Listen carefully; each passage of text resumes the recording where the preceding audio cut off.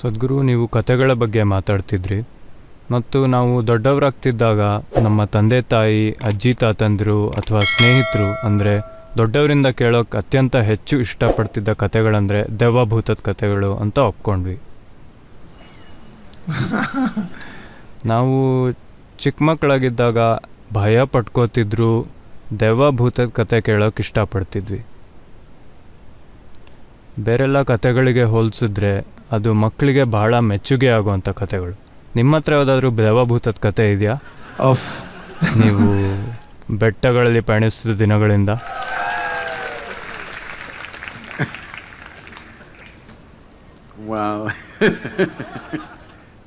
ಇದು ನನ್ನ ತೊಂದರೆಗೆ ಸಿಕ್ಕಾಕಿಸ್ತಾ ಇದೆ. ನಿಮಗೆ ದೆವ್ವದ ಕಥೆಗಳನ್ನು ಹೇಳ್ತಾ ಇದ್ದಿದ್ದ ಉದ್ದೇಶ ನಿಮ್ಮನ್ನು ಹೆದರಿಸೋದಲ್ಲ, ಆದರೆ ನಿಮಗೆ ರೋಮಾಂಚನ ಉಂಟು ಮಾಡೋದಿಕ್ಕೆ. ಒಮ್ಮೆ ಅಮೇರಿಕಾದಲ್ಲಿ ಒಬ್ಬ ಕ್ಷೌರಿಕನ ಅಂಗಡಿಯಲ್ಲಿ ಹೀಗಾಯಿತು. ಆ ಇಡೀ ಜಾಗ ಹಾರರ್ ಕಾಮಿಕ್ಸ್, ದೆವ್ವದ ಕಥೆ ಪುಸ್ತಕಗಳಿಂದ ತುಂಬಿ ಹೋಗಿತ್ತು. ಬೇರೆ ಯಾವುದೇ ನ್ಯೂಸ್ ಪೇಪರ್, ಮ್ಯಾಗಝೈನ್ಗಳು ಅಲ್ಲಿ ಇರಲಿಲ್ಲ, ಬರೀ ಇವುಗಳೇ. ಒಂದು ದಿನ ಯಾರೋ ಕ್ಷೌರಿಕನ ಕೇಳಿದ್ರು, ನಿಮ್ಮ ಅಂಗಡಿಯನ್ನು ಇಂಥ ಕಥೆ ಪುಸ್ತಕಗಳಿಂದ ಯಾಕೆ ತುಂಬಿಸಿದ್ದೀರಾ? ಬೇರೆ ಪುಸ್ತಕಗಳಿಲ್ವಾ? ಹೇರ್ ಸ್ಟೈಲ್ ಬಗ್ಗೆ, ಫ್ಯಾಷನ್ ಬಗ್ಗೆ, ಯಾಕೆ ಬರೀ ಭೂತದ ಕಥೆಗಳು, ಭಯ ಹುಟ್ಟಿಸೋ ಕಥೆಗಳು? ಅದಕ್ಕೆ ಕ್ಷೌರಿಕ, ನೋಡಿ, ನನ್ನ ಕೆಲಸಕ್ಕೆ ಜನರ ಕೂದಲು ಎದ್ದು ನಿಂತರೆ ನನಗೆ ತುಂಬ ಅನುಕೂಲ ಆಗುತ್ತೆ.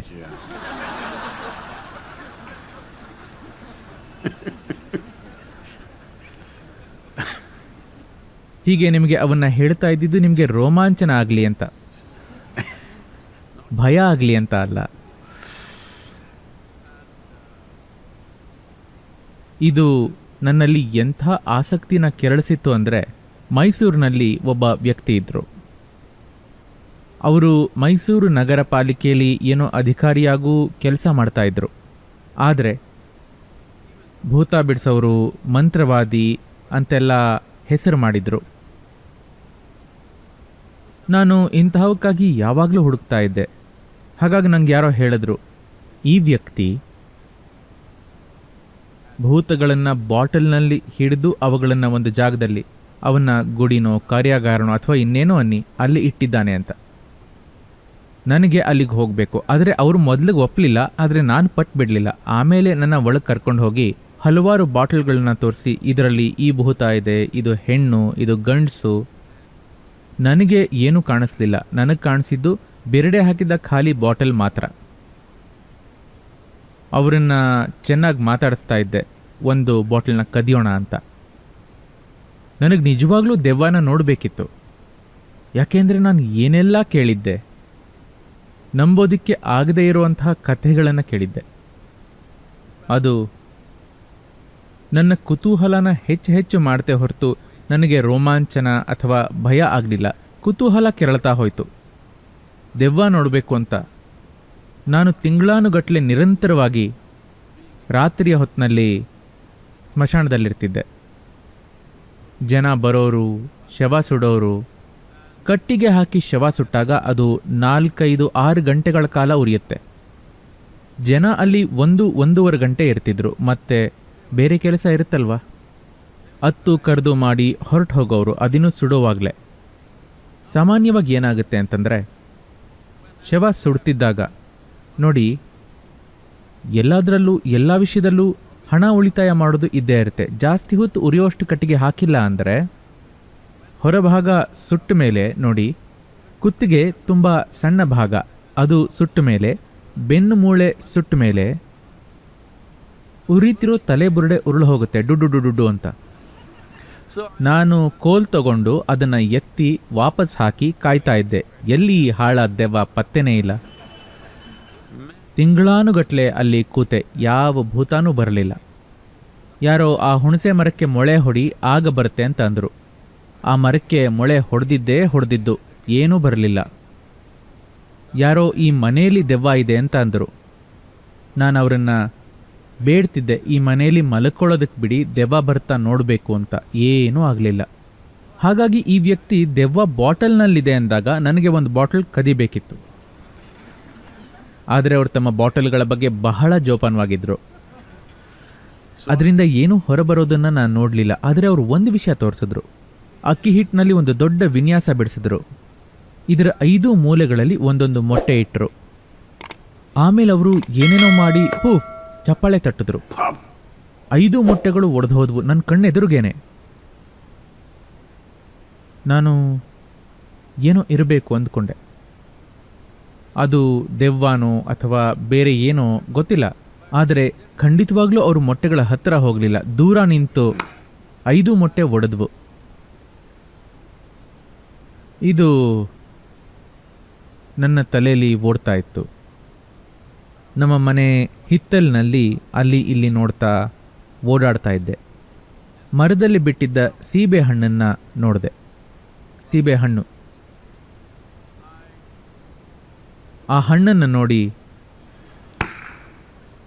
ಹಣ್ಣು ಕೆಳಗೆ ಬಿತ್ತು. ಏನಿದು? ಮತ್ತೆ ಮತ್ತೆ ಮಾಡಿದೆ. ಪ್ರತಿ ಸಲ ಹಣ್ಣು ಬಿತ್ತು. ಆಮೇಲೆ ನನ್ನ ಸ್ನೇಹಿತರನ್ನ ಕರ್ಕೊಂಬಂದು ಮುಟ್ಟಾಳ್ರ ನೋಡಿ ಇದನ್ನ. ಹಣ್ಣು ಬಿತ್ತು. ಅವರು ಏನಿದು? ಒಂದ್ಸತಿ ಅಲ್ಲ 5-10 ಸತಿ ಮಾಡಿದೆ ಆಕಸ್ಮಿಕ ಅಲ್ಲ ಅಂತ ತೋರ್ಸಕ್ಕೆ. ಆದರೆ ಇದನ್ನ ಮಾಡಿ 3 ದಿನ ಆದಮೇಲೆ ಹೇವರಿಕೆ. ಯಾವತ್ತೂ ಇದು ನನ್ನ ಅನುಭವಕ್ಕೆ ಬಂದೇ ಇರಲಿಲ್ಲ. ಯಾಕೆಂದರೆ ಇಂಥ ವಿಷಯಕ್ಕೆಲ್ಲ ನಾನು ಕೈ ಹಾಕಿರಲಿಲ್ಲ. ನನ್ನ ಇಡೀ ದೇಹದಲ್ಲಿ ಒಂದು ಥರ ಹೇವರಿಕೆ ಆವರಿಸ್ತು. ನನಗೆ ಗೊತ್ತಾಯಿತು ಮೂಲಭೂತವಾಗಿ ಏನೋ ತಪ್ಪು ಮಾಡಿದ್ದೀನಿ ಅಂತ. ಇನ್ಯಾವತ್ತೂ ಮಾಡಲಿಲ್ಲ. ಸೀಬೆಹಣ್ಣು ಬೇಕಾ? ಮೇಲೆ ಹೋಗಿ ತಗೊಳ್ಳಿ ಅಂತ ಅಂದೆ. ಜೀವನದಲ್ಲಿ ಏನೇ ಬೇಕಿದ್ರೂ ಹೋಗಿ ಅದನ್ನು ಸಾಧಿಸಿ. ಇಂಥದ್ದನ್ನು ಇನ್ಯಾವತ್ತೂ ಮಾಡಲ್ಲ. ಪ್ರಾಣಶಕ್ತಿಯನ್ನು ಹಾಗೆ ಬಳಸೋದು ಮೂಲಭೂತವಾಗಿ ತಪ್ಪು ಅಂತ ಮನದಟ್ಟಾಯಿತು. ಈಗ ದೆವ್ವ ಅಂದರೆ ಏನು? All of you are ghosts with a body. ನೀವೆಲ್ಲರೂ ದೇಹ ಇರೋ ದೆವ್ವಗಳು. ನಡೆದಾಡ್ತಿರೋರು, ಕೂತಿರೋರು, ನೀವೆಲ್ಲರೂ ದೇಹ ಇರೋ ದೆವ್ವಗಳು. ಆದರೆ ಯಾರೋ ತಮ್ಮ ದೇಹನ ಕಳ್ಕೊಂಡ ತಕ್ಷಣ ನೀವು ಅವರನ್ನು ಭಯದಿಂದ ನೋಡ್ತೀರಾ. ಯಾಕೆ? ಅವರು ನಿಮ್ಮ ಥರನೇ ದೇಹ ಕಳ್ಕೊಂಡ್ರು ಅಷ್ಟೇ. ಈ ದೇಹನ ನೀವು ಕಾಲಾಂತರದಲ್ಲಿ ಶೇಖರಿಸಿದ್ದು ಅನ್ನೋದು ನಿಜನಾ?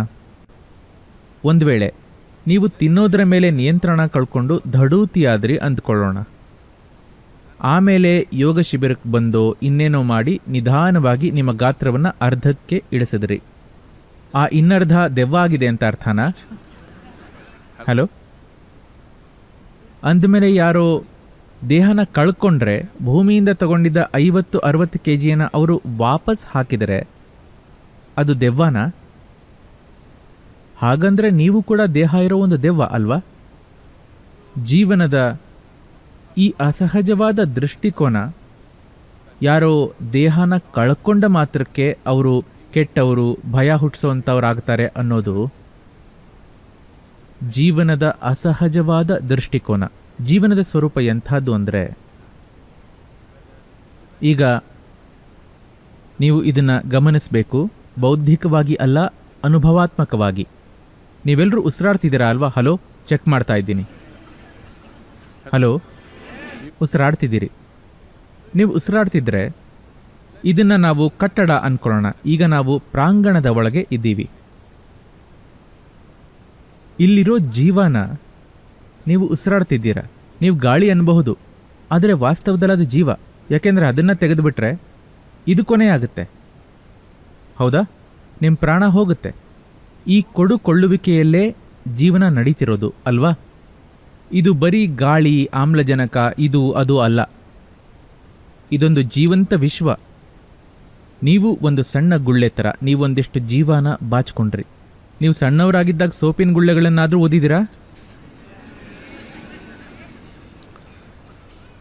ನೀವು ಅದನ್ನು ಊದ್ದಾಗ ನಿಮಗೆ ಇಷ್ಟು ದೊಡ್ಡ ಗುಳ್ಳೆ, ನನಗೆ ಇಷ್ಟು ದೊಡ್ಡ ಗುಳ್ಳೆ ಬಂತು ಅಂದ್ಕೊಳ್ಳೋಣ. ಇದು ನನ್ನ ಗುಳ್ಳೆ, ಅದು ನಿನ್ನ ಗುಳ್ಳೆ ಅಂತಿರಬೇಕಾದ್ರೆ ಅವು ಪುಫ್ ಅಂತ ಒಡೆದ್ವು. ಅವು ಒಡೆದೋದಾಗ ನೀವು ಇದು ನನ್ನ ಗಾಳಿ, ಅದು ನಿನ್ನ ಗಾಳಿ ಅಂತ ಅನ್ನೋಲ್ಲ ಅಲ್ವಾ? ಇದು ಕೂಡ ಹಾಗೇನೆ. ಇದು ಒಂದು ಗುಳ್ಳೆ ಅಷ್ಟೇ. ನೀವೊಂದಿಷ್ಟು ಜೀವನ ಬಾಚಿಕೊಂಡ್ರಿ, ಅದು ನಿರ್ದಿಷ್ಟವಾದ ರೀತಿಯಲ್ಲಿ ಕಾರ್ಯಗೈತಿದೆ. ಗುಳ್ಳೆ ಒಡೆದಾಗ ನಿಮ್ಮ ಜೀವ, ನನ್ನ ಜೀವ ಅಂತ ಏನೂ ಇಲ್ಲ. ನೀವು ಇಡೀ ಗುಳ್ಳೆಯನ್ನು ಒಡಿದೇ ಇರಬಹುದು, ಗುಳ್ಳೆಯ ಮೇಲ್ಪದರವನ್ನು ಮಾತ್ರ ಒಡೆದು ಗುಳ್ಳೆಯ ಒಳಪದರ ಹಾಗೇ ಇರಬಹುದು. ಹೊರಮೈ ಕಳಚಿ ಬಿತ್ತು ಅಂದ ಮಾತ್ರಕ್ಕೆ ನೀವದನ್ನು ದೆವ್ವ ಅಂತೀರಾ? Then you are a ghost with a body. ಹಾಗಾದರೆ ನೀವು ಒಂದು ದೇಹ ಇರೋ ದೆವ್ವ.